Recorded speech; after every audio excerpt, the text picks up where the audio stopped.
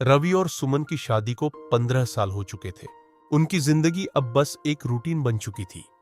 सुबह उठो, on office जाओ, घर आओ, खाना खाओ और सो जाओ।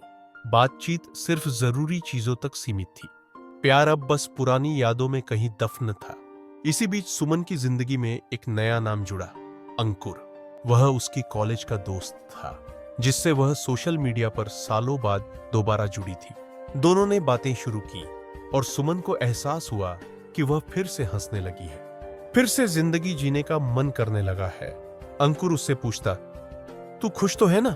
और यह सवाल ही उसके दिल को झकझोर देता। धीरे धीरे उसकी ओर अंकुर की बातें बढ़ने लगी। कभी कभी फोन पर घंटों बातें होती, कभी कॉफी पर मुलाकात, या अंकुर उसकी छोटी छोटी बातों पर ध्यान देता, उसकी तारीफ करता, उसकी परवाह करता। जो बातें रवि के लिए अब मायने नहीं रखती थीं, वही बातें अंकुर के लिए सबसे जरूरी थी। रवि ने भी बदलाव महसूस किया। अब सुमन उसके फोन पर ध्यान नहीं देती थी, उसकी पसंद नापसंद की परवाह नहीं करती थी। रवि को महसूस हुआ कि वह उसे खो रहा है। एक दिन रवि ने सुमन का फोन देखा। उसमें अंकुर के मैसेज थे। तूने आज फिर वही नीली साड़ी पहनी थी ना? मुझे पता है तुझे वही सबसे ज्यादा पसंद है। काश मैं तुझे हर सुबह सबसे पहले देख सकता। रवि का खून खौल उठा। उसने सुमन से सवाल किए, गुस्से में चिल्लाया, क्या चल रहा है तुम्हारे बीच? सुमन भी चुप नहीं रही। कम से कम वो मुझसे बात तो करता है, तुम्हारी तरह अनदेखा नहीं करता।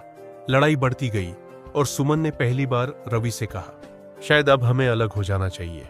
रवि को यह सुनकर धक्का लगा।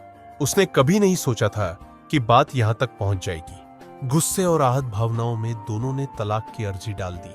तलाक से एक दिन पहले रवि ने सुमन से कहा, अगर मैं फिर से वैसे ही प्यार करने लगूं, जैसे शादी के शुरुआती दिनों में करता था, क्या तुम मुझे एक मौका दोगी?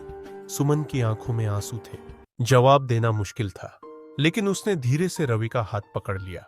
कभी कभी रिश्तों को खत्म करने से पहले उन्हें ठीक करने की कोशिश करना जरूरी होता है।